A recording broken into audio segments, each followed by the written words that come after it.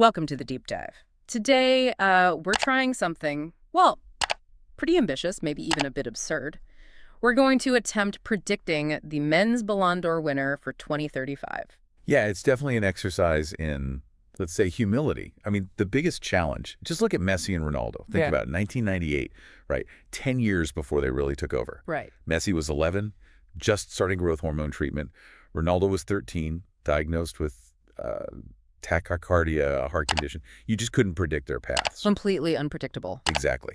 So we basically tossed out the usual scouting reports. We needed a different approach, a new methodology. Okay, let's get into that. So this methodology, you looked at 21st century winners, right? But you skipped the peak Mr. Ronaldo years. That's right. We focused on the others and asked basically what were they doing exactly 10 years before lifting the trophy. And importantly, we included the projected 2024 winner, Rodri, to keep it current for predicting 2035. And what did you find? Was there a clear pattern? Well, that's the fascinating part. The sheer diversity of where these guys were. The average age 10 years out was about 19, but the extremes, they're kind of wild. Extremes? Like what? Okay, Michael Owen, he won in 2001. 10 years before that, he was just 12 years old. 12. Okay, that's young.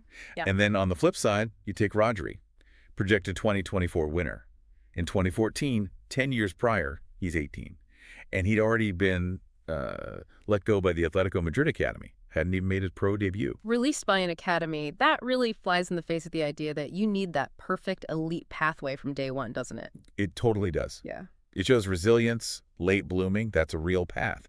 But, contrast that with the other major route, the established pros. Right. Nearly half the winners we looked at, think Cannavaro, Nedved, Modric, Benzema, they were already proper professionals, playing at a high level in their early 20s, a full decade before they won. The history basically gives us what, like 5 different potential paths? Exactly. 5 distinct paths.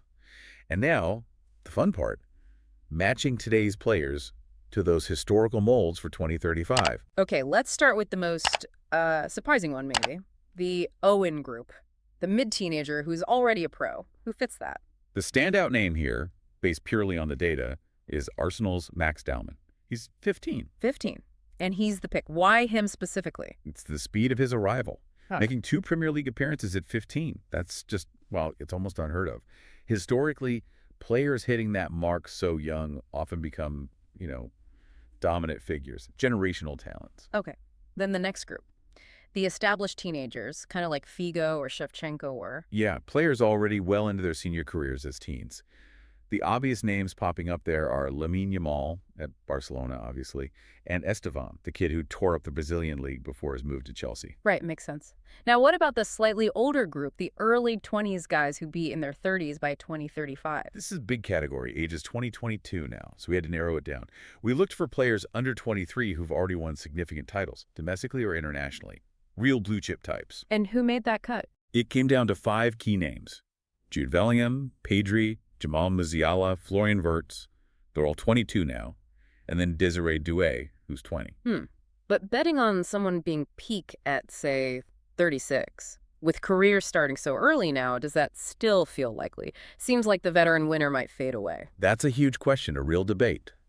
But history, in the current landscape, suggests we can't ignore the biggest stars right now. It probably comes down to one of two. Kylian Mbappe, who's 26, or Erling Haaland, 25. Mbappe or Haaland? Who gets the nod? The data points towards Mbappe. Okay, why? Is it just about staying power? Because predicting injuries over a decade feels like guesswork. Well, the injury history does slightly favor Mbappe. Haaland's had more persistent niggly issues, whereas Mbappe's really only had one major spell out. But it's deeper than that. How so? Research suggests that players who combine incredible skill with elite athleticism tend to age the best. That profile fits Mbappe perfectly. And then there's this one specific stat, almost a predictor. Since 1990, only one player managed over 300 goals plus assists. By the end of the season, they turned 26. Just one. Lionel Messi. Ah, okay. And Mbappe is close to that. He's incredibly close. If he gets, I think, just 5 more goals or assists in the Liga this season, he hits that 300-plus mark by the end of his age 26 season. He'd be the second player ever. And Messi won his 8th Ballon d'Or 10 years after hitting that same milestone. That's a powerful parallel. It really is. So wrapping this all up, what does it mean for you trying to guess the 2035 winner?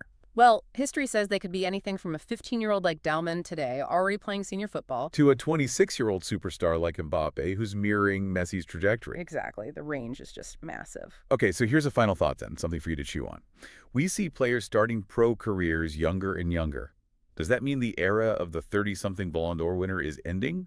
Or Or does the fact that athletes across all sports seem to be extending their peaks mean those older established stars will actually continue to dominate the award? Something to think about.